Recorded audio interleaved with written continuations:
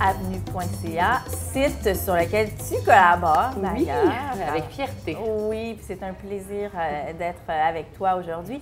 Jessica, comment est-ce que la passion du vin naît chez quelqu'un? C'est une bonne question. Je vais parler pour moi parce Ouais. que mais je l'ai vu dans plein d'occasions. Je vais expliquer mon occasion, en fait. Qu'est-ce qui a fait que je suis tombée dedans? Moi, j'ai commencé à 7 ans. Pas à boire, évidemment pas. J'avais pas le droit de boire de l'alcool, mais j'avais un nez.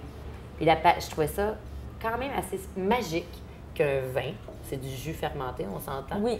du jus de raisin fermenté, Uh-huh. puisse sentir le citron, les herbes. Je sentais ça, moi. À 7 ans? Oui, j'avais un nez. C'est là qu'on a une mémoire olfactive exceptionnelle quand on est jeune. Donc, moi, j'ai commencé à 7 ans dans un cadre hors du commun. Oui. Un peu, ma mère était en mode. Elle avait créé l'Association de mode du Québec. Et tous les artistes, à l'époque, défilaient. Puis, il y avait Benoît Marleau, qui avait un restaurant qui s'appelait Chez Marleau. Et moi, c'était ma nounou. Benoît n'avait pas d'enfant.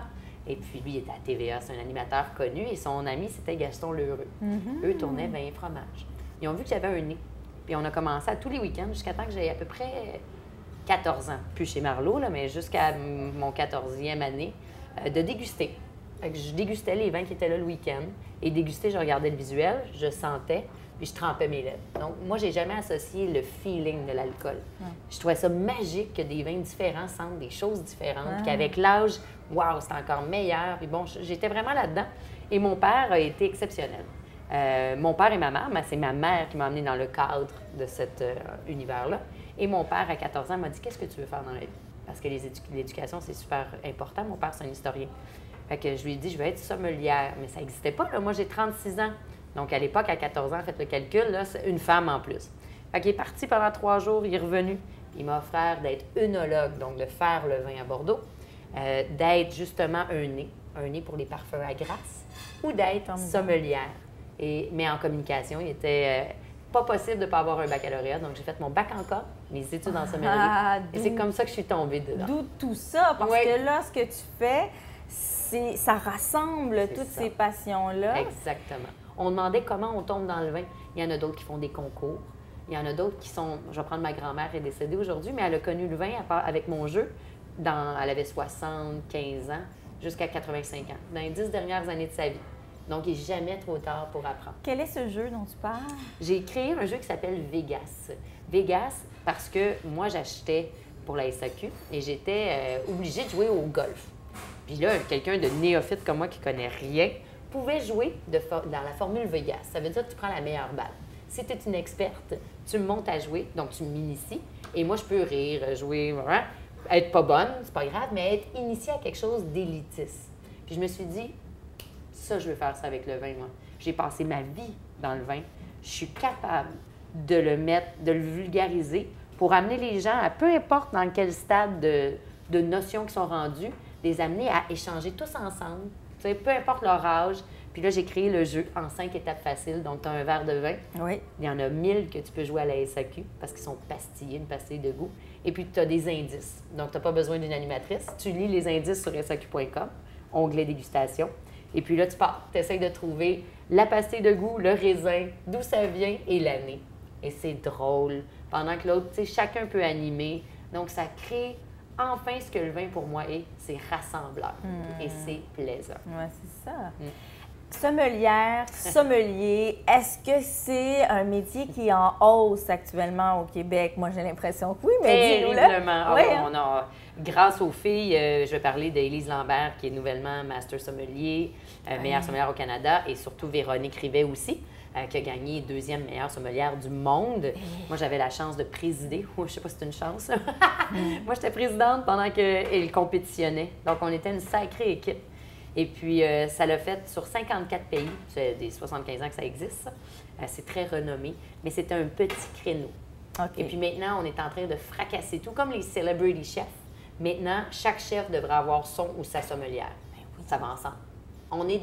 Nous, là, on déguste pour vous, puis le but, c'est de vous faire vivre la meilleure expérience possible pour votre palais.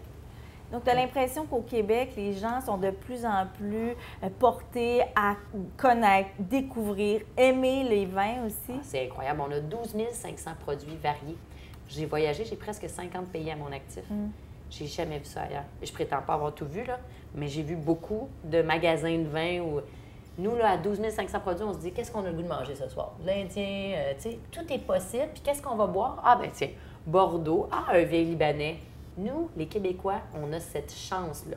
Maintenant, on s'en va en épicerie, on est rendu qu'on a des beaux vins en épicerie. Oui? Même François Chartier, ah oui, ça va changer. Convainc-moi, OK. Ah, j'ai même pas besoin. C'est qu'avant, c'était vraiment pas bon. On s'entend là-dessus. Pourquoi? Pour amener les gens à la SAQ au tout début. C'était vraiment de dépanner. Il y a eu Julia Wines qui a fait son entrée. Après ça, il y a vraiment toutes les AOC, les appellations d'origine contrôlée en épicerie. Ça, oui, je m'en Puis moi, rappelle. ben, je suis plus européenne dans ma façon de vivre. Donc, si le carré d'agneau est en spécial, puis que là, j'ai pas de mes vins nécessairement à la maison, j'aimerais ça sous le même toit, être capable de faire mon accord fin mai. Donc, tu sais, tu as 6 000 points de vente. C'est énorme pour les dépanneurs et épiceries et tout ça. Fait que quand on calcule cette chance-là de pouvoir aussi en région, moi, je viens de la région, j'avais pas une SAQ près de chez moi, pouvoir acheter en épicerie, acheter à la SAQ. SAQ, un plus beau modèle d'affaires que ça n'existe pas. Tu sais, vous avez la provenance du vin, un laboratoire, des services conseils. Moi, j'adore les magasins SAQ.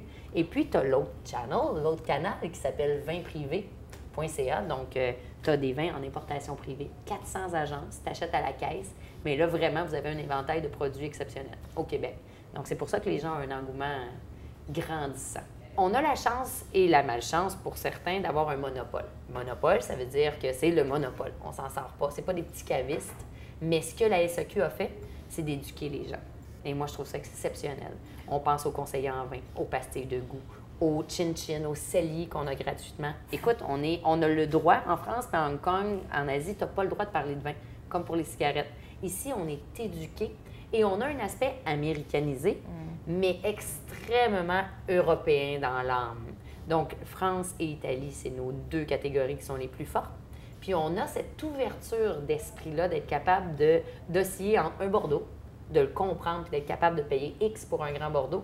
Puis ce soir, c'est un barbecue, puis on va boire un vin d'Afrique du Sud. Ça, c'est les Québécois. Merci beaucoup, Merci. Jessica Arnois.